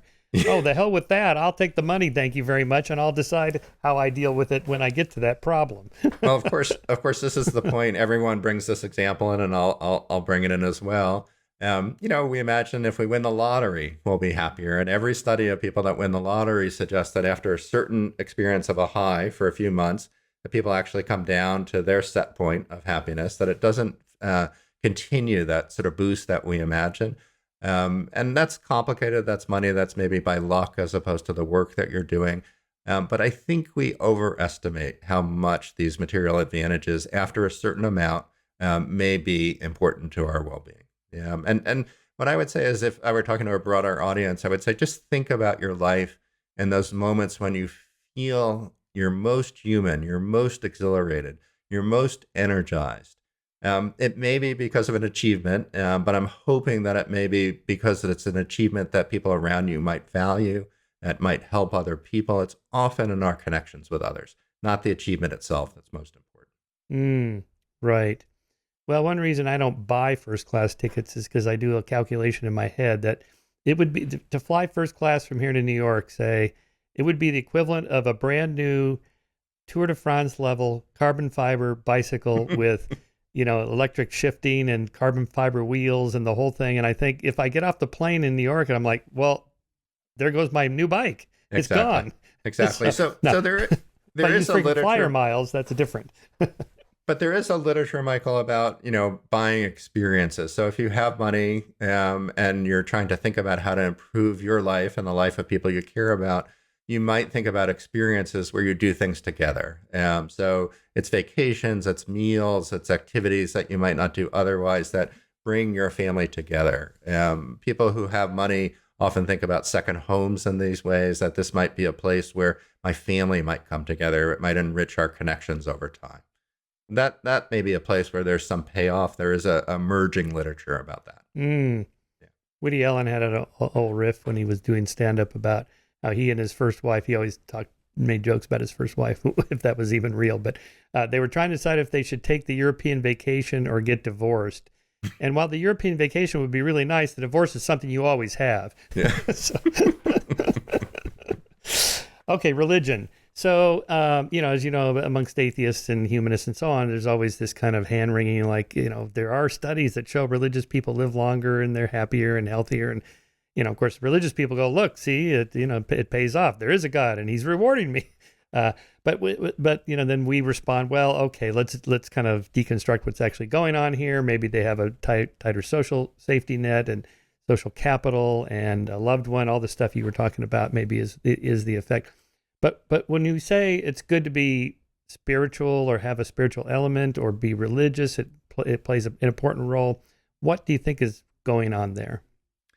This is a really interesting literature, right? And there are a number of distinctions that people make. One is the kind of practice part versus the beliefs that one has. So, going to church weekly on Sunday, seeing other people, doing things in unison with others, having that downtime before and after the service to catch up. Those could be life enriching things in terms of a practice. Taking time out of your day to reflect on your experience, to kind of run through your day like some religions encourage you to do. Those are practices that I think might help explain why there might be some benefits to folks being religious. So that's on the practice side. And then there the belief side, which and the beliefs vary, but for some it's a belief that there's someone sort of looking out for them in a way that they need to either follow a certain code of behavior or morality that lifts them beyond their maybe more base motives. That can be important. A belief that there's a kind of benign, warm being larger than you looking out for you can be very comforting. So I talked about the importance of, we're talking about going through painful experiences, your surgery, wishing you could hold the hand of the nurse. Some people in their heads, I think, have this idea that God is holding them, literally, that there's a kind of warmth and connection and protection that is almost akin to the sense that they may get if they were being comforted by a human. So this is a really complicated question, but the data often suggests that both the spiritual belief side and the practice side is associated with greater well-being. I think it's complicated, right? We don't randomly assign anyone to either these practices or beliefs. So there's some selection factors. It's going to change. Our society is getting more secular. So the places we get our spiritual sustenance or ideas about what's important is beginning to change in really important ways. So I don't know what that holds for the future, but the data that's come in over the years is that people who are either practicing more of these religious traditions or have spiritual beliefs have some marginal benefits in terms of their well-being. Yeah, it's a huge word. What do you mean by religion or spiritual? Like on those dating sites. I'm spiritual but not religious. What does that mean? Yeah. Well, it can mean a whole bunch of different things. Right? I just had Dr. Keltner on my show. He's got that new book on awe. Which is terrific. There's lots of ways to get awe. I mean, yes, you can go into a cathedral, and we talked about that because my wife's from Cologne, and every time we go there, we visit the big dome in Cologne. It's unbelievable. And I'm an atheist, and I'm in awe when I'm in there. And we light the candle and the light coming through the stained glass windows, and wow. But I get the same feeling when I go to an astronomical dome, a big observatory at the top of a mountain. It feels the same kind of thing. And, Decker talks about everyday awe. Just go outside for 10 minutes and just walk down a path somewhere. Just get some sunshine, a little wind in your face, look at the clouds, whatever. That can move people. I think it can. And I really like this work a lot that Dacker's been doing. And I heard part of the podcast you did with him, which is terrific. Really important idea about finding awe in our everyday life. There are ways in which many religious practices point our attention in that direction, and they also stop us from our daily life, right? That idea again about going to church on Sunday means that there's something special, whatever your Sabbath is and your particular practice. That's a day that's different than other days, and it's a day to kind of pull back from your earthly commitments and to think about something broader. So those practices may make some sense. They don't have to be, though, tied to religion, that people can do that outside of religion. But we're so distracted, right? Many of us spend large parts of our days inside on screens, continually distracted by those phones that we have in our pockets. So hard to have those experiences of awe. So it's not something I've studied particularly, but always really interested, not so much in what you get out of the church service, but what it means as a family to get dressed up, to get in the car, to go to a destination every week with some commitment, to have that car ride where you go back and forth. For some people, they make a lunch afterwards. That's a family ritual. That's much more than just a religious ritual. Right, and it gives you sacred values. I'm devoted to this thing that's bigger than me, and that could be anything. You can be a civil rights activist and get the same effect. That it's taking you out of yourself, which is important. Right. Okay. So wait, I had another thought on that, but okay, let's talk about last big point here is adversity. Shit happens. Life is, usually not good. I like to say the second law of thermodynamics is the first law of life. You have to carve out a little niche of order because the universe doesn't care about you. It's just running down, and you don't have to explain poverty. Poverty is what you get when you do nothing, right? And there's just so many more ways to be in pain and for your body to fall apart than it is to be healthy and so on. So part of the purpose of life is just to kind of push back against entropy. So how did your subjects deal with adversity, divorce, job loss, death in the family, and so on? Yeah, so start with the basic idea that I think is part of what you're highlighting, that it's not the people that avoid adversity, because it's really hard in a lifetime to avoid adversity. It would be a very unusual life, and I would suggest a life that might be lived under protection and sort of safety that may not be very joyous and meaningful. So they all had stuff happen to them. What we found is that there's a kind of coping style, if you will, that people have that generally does better. So the literature on coping, there's an important voice and there's important research that emphasizes flexibility. Having lots of tools are really important. The context is critical, so you want to match the tools to the challenge. That's the tradition that I really was reared in, that I learned in graduate school. I worked with someone named Dick Lazarus, who's one of the really important founding kind of stress researchers and researchers on coping. What our study suggests, though, is that there is a kind of overall approach to challenge. And that's an approach that leans into challenge, acknowledges the emotions that are associated with it, as opposed to trying to deny the existence of the stress itself, or to deny the feelings, to have a kind of worry about the feelings so that you're not really thinking about them. So it's leaning in, being realistic about the challenges, being honest about them. And part of the advantage, we think, is that allows you to engage other people. That if you say there's nothing wrong with me, I don't want to talk about it, people pick up on that rather quickly and they won't ask you about it. It's, a good friend doesn't push too much in that circumstance, perhaps.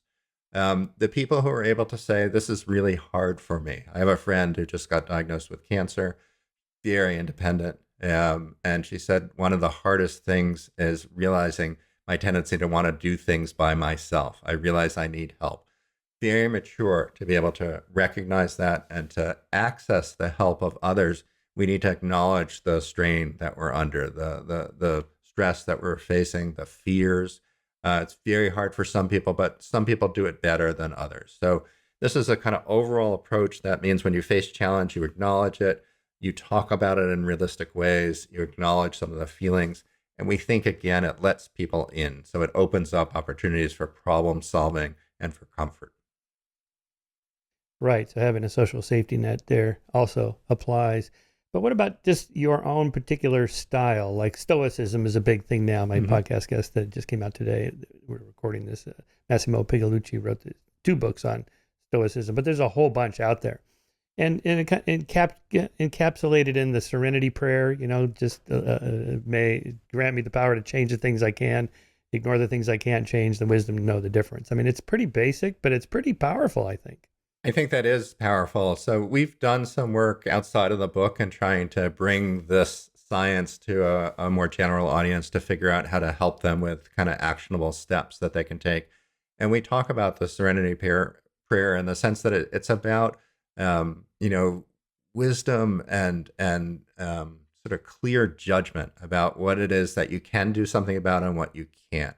So it's discernment, we would say, in religious traditions. It's a sort of recognition of maybe a reality, although it's tricky always to know whether it's something under our control or not.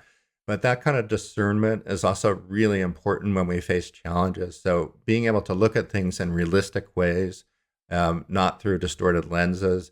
This is important in Stoicism. It's important in Buddhist traditions as well. Sort of being clear about what's happening and not being prey to some of the perceptions that may distort that. And that's hard to do. And then I think there's another part of Stoicism that's very attractive, which is, the way we think about things, that affects how we perceive things. So this idea that there are objective challenges out there.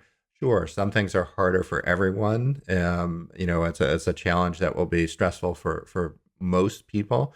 But our relationship with stress really depends on how we construct the experience, what's important to us, what we perceive of as our resources and our options, so that what happens again in our brains, that thinking part that the Stoics talked about, really important as well. It's hard to let that go, though. Like somebody does something to you, they did that to you. I have no control over this asshole who did this thing to me. I shouldn't be thinking about it, but you just obsess about it. You just thought flooding, like, God damn it, that guy didn't. And then hours later, I've just wasted half my day thinking about this thing. That's right. Yeah. So what's interesting about that example, and I really love it, is that we tend to get angry when we think people have done things to us intentionally. If something happens by accident, so if someone hits us when we're walking, runs into us, if we think they did that on purpose or they weren't sufficiently looking out for the possibility that they would hit someone, we get angry and we blame them for it. So blame is a really important part of what makes us angry.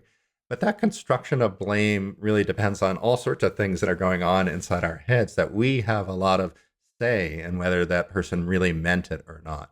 You can think about driving. It's the same way that, many of us get worked up when people cut in front of us or they cheat somehow and get in the line ahead of us.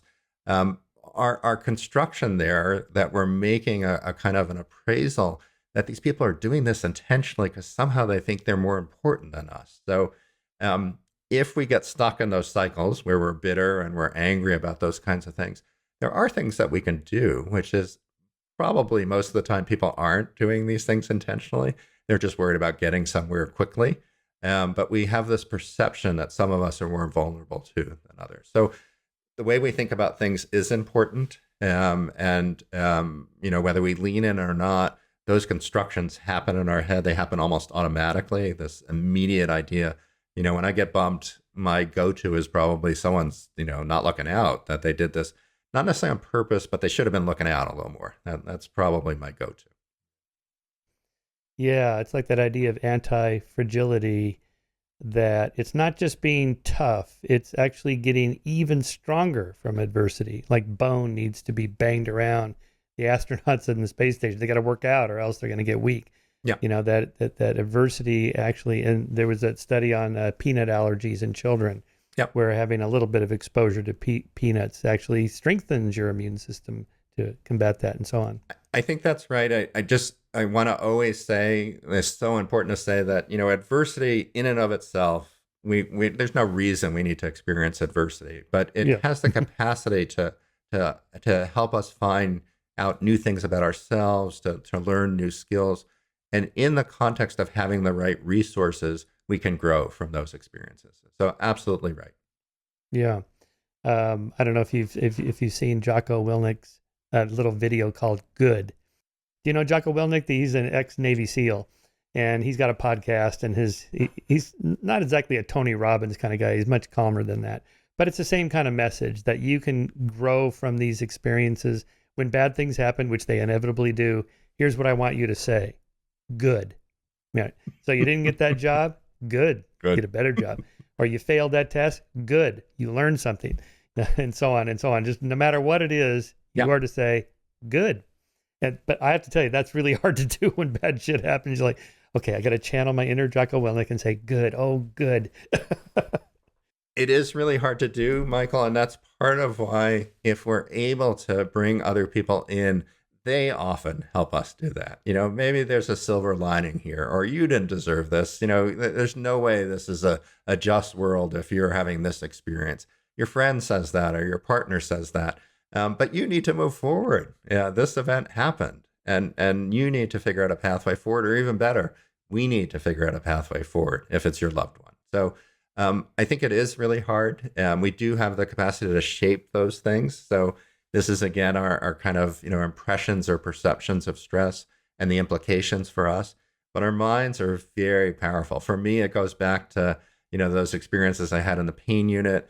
I didn't talk about an experience I had before I went to graduate school where I was just convinced how powerful our brain is. This was from being on a psychiatric unit, that they're very powerful organs here. Yeah, incredibly powerful. All right, let's bring this to a close with your WISER model, WISER. Watch, interpret, select, engage, and reflect.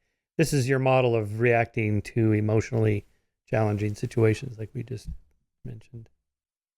Yeah, so this is it's a good segue, because this model is based on the idea that when we experience a challenge in our life, and in the book we talk mostly about relationship challenges, when we experience a challenge in an important relationship, there are steps that we can take if that challenge is, if we're finding ourselves stuck, if we're not figuring out paths forward, we can kind of slow ourselves down. So the watch phase is making sure we're taking in all that information. Yeah, did we actually notice everything that happened? Are we noticing also what's happening to ourselves as well? What's our kind of reaction inside our bodies? Our emotions is an important part of that. The interpret stage is exactly what we've been talking about, that there are a number of interpretations I can make. That person who knocked into me is a terrible person. It was, has it out for me, clearly intended to knock me down and to prevent me from progressing to this important place that I was going. But maybe there's another interpretation there. Maybe if I step back and think about it again, maybe I've missed something. So interpretation turns out to be really critical, and we do it naturally. We reinterpret all the time. So, there have been times where I've gone into dark spaces and I see something flurrying across the ground. And I think, oh no, it's a mouse. And then I see it's just a piece of paper that was on the ground that the door pulled, right? So we reinterpret as we take in more information is really critical. Selecting is about thinking about the strategies that we can use here. So what's available to us to move forward? Have I considered all the possible paths? I could never talk to this person about that. Well, maybe I could. Could I do it without strong emotions? Can I figure out a time when maybe I feel calmer and that other person isn't rushing and distracted? Could we have the conversation then? So selecting a strategy, thinking about the consequences, thinking about what we do well and what we don't do well. Some of us are better at using humor, and some of us should never use humor when we're trying to solve problems, right? So we have to be thoughtful about what we're good at. Enacting is doing it well. So trying to be funny and being funny, or being distracting, or trying to be respectful. There are different ways to enact. And just like any performance, when we cope, sometimes we can do it well and sometimes we can't. So thinking hard about how to enact, it may mean practicing. It may mean getting some coaching from a friend. Again, finding an opportune time. Those are important elements of enacting. And then thank goodness for acronyms, right? Otherwise, I would never remember. Right. The R is reflecting. It's about thinking about, well, how did I do? I've had this conflict with my sister for eternity. She said something really got under my skin. I didn't want to just let it go. I wanted to talk to her about why it was important. I thought the strategy would work. How did it go? Could there have been things that I've done differently? When I talk about this model, it sounds to people like, oh my goodness, this is a psychologist talking. How are we ever going to do all these things? It's not for everyday life. These are for these conflicts that you're stuck with. This is a kind of, it's a way that we've translated the stress and coping process into a set of stages, each with its own letter there in the Wiser model. So it's a way that you can slow down the stages that are particularly challenging for you. I found it helpful in my life, and I know because we've taught this to other people that others find it helpful as well. Most of the stuff happens quickly, Michael, right? It happens in our head. We're just not conscious of it. So what we're trying to do is to help people reflect a little bit more on that stuff that's probably accessible if they spend enough time thinking about it and paying attention. Yeah, I just thought, I wonder if you could apply this to like what's called restorative justice movement, where they try to get victims and perpetrators together. And you have these kind of deep, like racial tensions and class tensions in the country. So that's really hard and important work. And I would say absolutely. So at one point in my life, I was interested in ideas about forgiveness. The Templeton Foundation, which has been sponsoring a lot of good scientific research, often with a religious theme, was promoting research on forgiveness. And we actually did a project at that time, encouraged by that effort to sponsor research. And we applied this similar model. We didn't call it the Wiser model, but this idea that you can change your interpretation of an event or an experience with more information. And then there are ways of dealing with the emotions that come along, that you can quiet them by paying attention to them, not ignoring them, but you can quiet them if you learn some skills. I think there are applications for this kind of work, and I think people are doing that, in fact.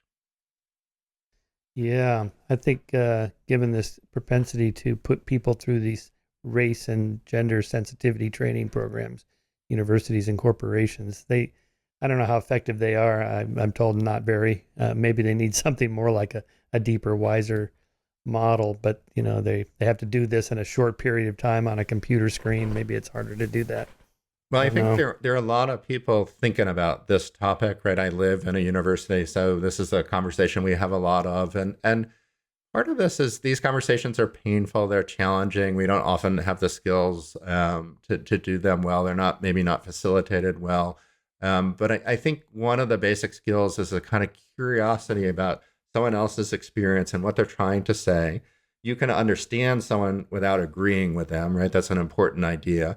But it's hard to do that sometimes when we feel our own personal stake, right? So that's the way to wiggle in from this wiser model, that if we feel a personal stake, we're going to be emotional about something. So is there a way to slow this down a little bit and to separate out the emotions that we're experiencing that we might be able to sit with long enough to listen and really understand why the other person is experiencing this or talking about this thing that we don't get, why it's important for them to talk about? It challenges us in some way that maybe we didn't think about. Those are the kinds of conversations I think people are trying to apply these kinds of models to. Yeah. Nice. All right, that's a good place to wrap it up. But let me just ask you, what's the future of this longitudinal study? Are you handing it off to graduate students and they're going to hand it off in a century from now? It'll still be going? That's the question, right? So when the study began in the 30s, they couldn't possibly have imagined we'd still be talking about the study 85 years later. We're continuing to do research. Our research is focused on the second generation. We've gotten grant support to do that work, and we continue right now. We're collecting data. A lot of it is focused on social connection in the modern world, what we talked about early on. We're certainly engaging a number of people. I'm hiring right now a postdoc that I hope will come work with us next year. So, we hope to continue. It's a really valuable resource. Intergenerational questions we're beginning to ask are important. But it's always hard to predict the future. Funding for research is tricky, but we hope to continue the important research that's going on. Nice. Well, thanks for your work. Thanks for the great book. Again, it's called The Good Life. I love that cover, by the way, with the happy balloons. I do Lessons from the world's longest scientific study of happiness. All right. Thanks, Mark. Thank you, Michael. Pleasure.